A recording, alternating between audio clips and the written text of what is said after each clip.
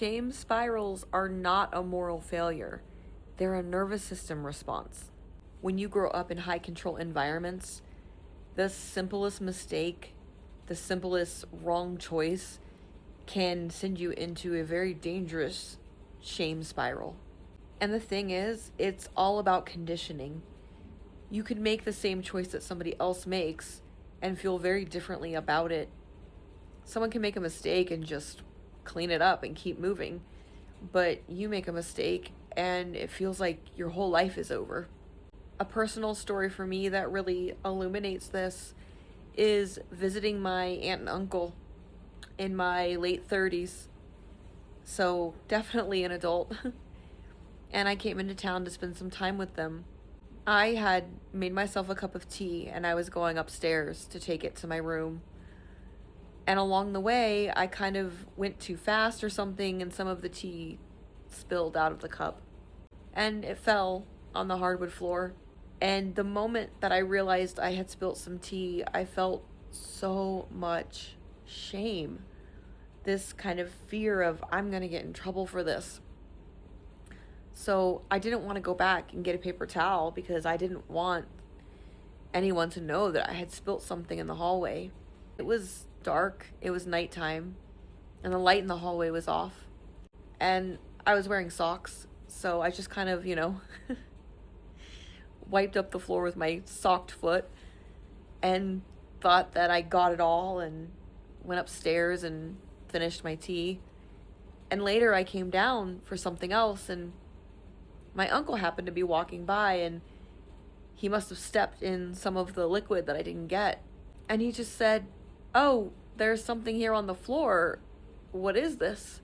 And I was in the kitchen, and when he asked that, everything in my body just froze. And I felt so scared. And I had this moment with myself where I was like, come on, Rachel. You're in your late 30s. What is wrong with you?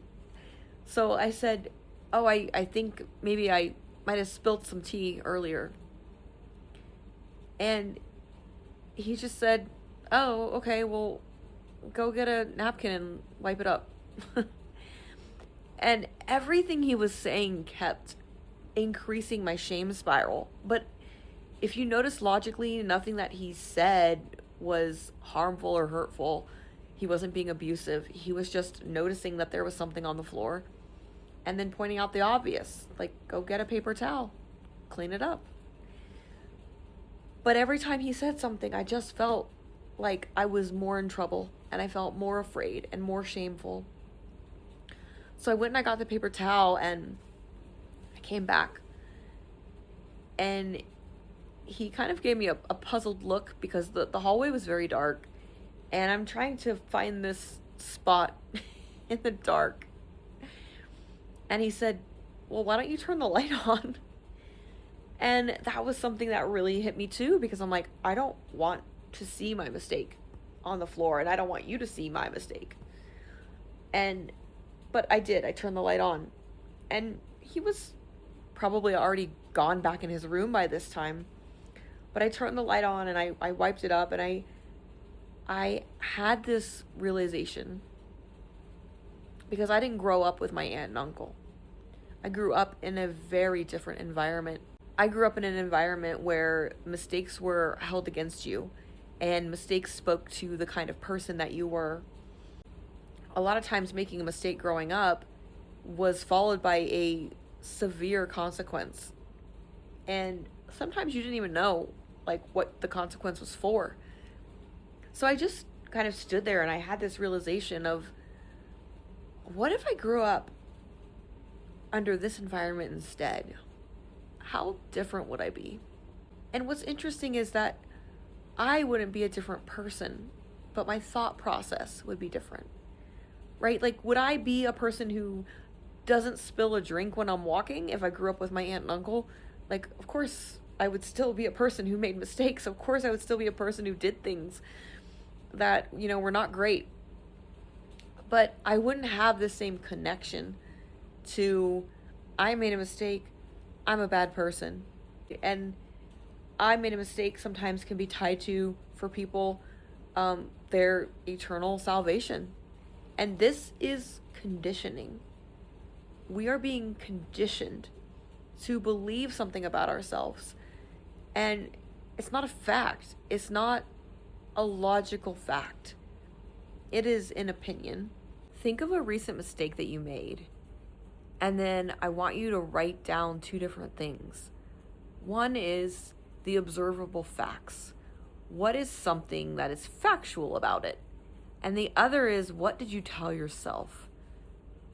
Oftentimes we conflate our opinion with the facts because it's in our head, and because it's our thought, we think it's true, but it's still just an opinion.